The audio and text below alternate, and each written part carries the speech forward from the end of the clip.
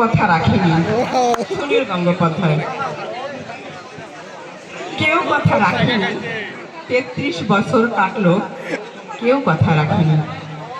ছেলেবেলার এক গোষ্ঠমী তার আগমনী গান হঠাৎ থামিয়ে বলেছিল, শুক্লা দ্বাদশীর দিন অন্তরাটুকু শুনে যাবে। তারপর কত চন্দ্রভোগ অমাবস্যা এসে গেল, সেই গোষ্ঠমী আর এলো না। 25 বছর প্রতীক্ষায় আছি। মামা বাড়ির মাঝে নাদের আলী বলেছিল, বড় হও দাদা ঠাকুর, আমি তোমাকে 3 প্রহরে বিল দেখাতে নিয়ে যাব। সেখানে পদ্ম ফুলের মাথায় সাবার ভ্রমণ খেলা করে। নাদের আলী, আমি আর কত বড় হব? আমার মাথায় ঘরের ছাদ ফুলে আকাশ স্পর্শ করলে তবেই তুমি আমাকে 3 প্রহরের বিল দেখাবে? একটাও রয়্যাল গুলি কিনতে পারিনি কখনো। লাঠি লজেন্স দেখিয়ে দেখিয়েছে সে লস্কর বাড়ির ছেলেরা। ভিখারিদের মতো চৌধুরীর গেটে দাঁড়িয়ে দেখেছি ভেতরে রাত উৎসব।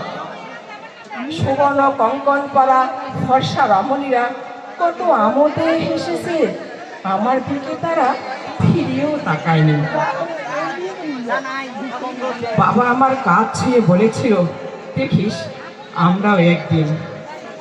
বাবা এখন অন্ধ, আমার দেখা হয়নি কোনো কিছু। সেই রয়্যালগুলি, সেই রাত উৎসব, সেই লাঠি লজেন্স আমায় কেউ ফিরিয়ে দেবে না। বুকের মধ্যে সুগন্ধি রুমাল দেখে বরুণা বলেছিল, যেদিন আমায় সত্যিকারে ভালোবাসবে সেদিন আমার বুকেও এমন আতুরের গন্ধ বেরোবে।